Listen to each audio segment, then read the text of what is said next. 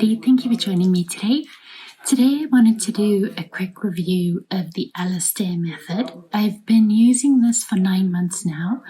I have done a previous video which I'll link in the cards, but I wanted to kind of do a review since it's been 9 months now and I've gotten fairly comfortable. And I'm going to share some of my favorite parts, some of my least favorite parts, but I hope you enjoyed today's video.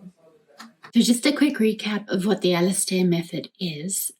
It was designed by Alastair Johnson, and it was a way of creating a future log.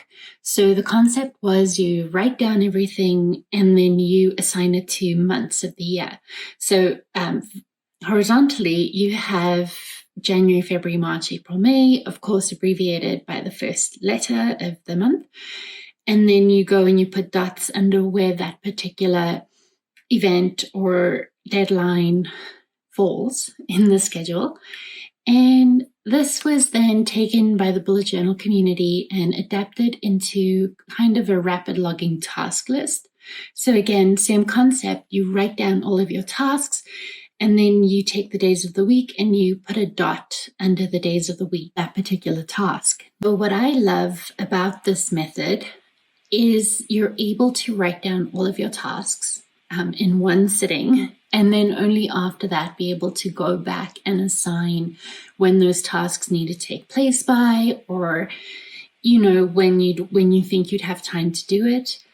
You're able to add to the task list as the week goes by. I mean, you don't have to do it all in one sitting, obviously, but I love that if you don't get the task done that day, you can just assign it for the next day.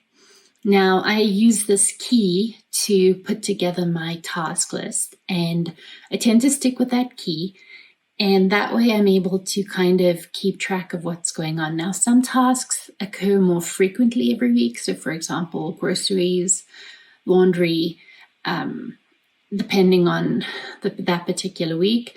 So there'll be more dots than just the one dot, and that's fine too, but you're not rewriting the same task every time. I know as planners, we like to assign things to certain days, and then if we have to cancel it or reschedule it, you get your sticker out or you get your white out, whatever the case may be. And what I love about this method is that it kind of takes away from that. What I was doing in the past was I would write down a task for that day, I wouldn't do it, and then I just wouldn't do it. Like I wouldn't do it for the rest of that week. I don't know, a mental block, like, oh, I was supposed to do it that day, I'm not doing it. But with this method, instead of having to rewrite it for the next day, it's just, you just put a dot under the next day of the week. Things that I struggle with this method is the ease of procrastinating. So over the last 9 months, I found that because it's so easy just to move that dot every day, I'm more inclined to procrastinate certain tasks. And in theory, you're going to write that task again next week, which again is almost as painful as writing it every day. But for whatever reason, the procrastinator in me will just keep procrastinating because it's not a big deal to write it the next day. So that is something I need to work on. But otherwise, I look at different layouts for ideas and inspiration for my bullet journal. And I thought for October or November, I would maybe go back to the more, I'm going to say traditional layouts, or at least like the daily layouts. But honestly, I couldn't. I have just come to love the Alastair Method so much, the rapid logging system so much that I actually feel like I can't go back. I still do my daily boxes, and the concept of that is you're able to list your events for those particular days. So for example, my son has an extracurricular on Thursdays and Fridays. Well, I'll log those for Thursday and Fridays. My other son has something on a Wednesday, so you log that on a Wednesday. I have dinner with friends or a Zoom meeting with friends, and I log that. That gets logged in that day because that I need separate. So anything that's time sensitive, I will put in the daily blog boxes that you'll see. I'm linking my blog down below, And I've included a gallery of the different layouts I've done using the Alastair method so that you can page through that to get some inspiration if this is something you think you want to try.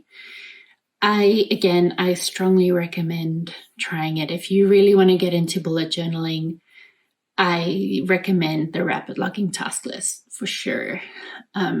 Especially if you want to add more of that creative flair to it.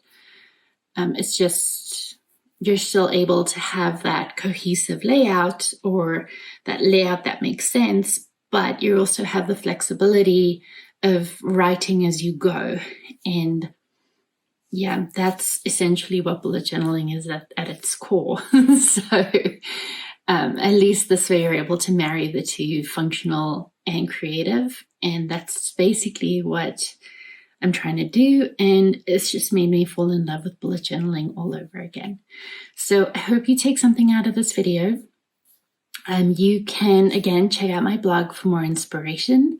If you have any questions, don't hesitate to reach out and ask. Like I said, I've had 9 months of experience with this. So thank you very much for watching today. I really appreciate the time you spend with me when I do post my videos. If you have any questions or comments, please let me know down below. I'll get back to them and we can have a chat. This is something I feel fairly passionate about. So I have a lot of words and thoughts and ideas. So yeah, but thank you for watching today.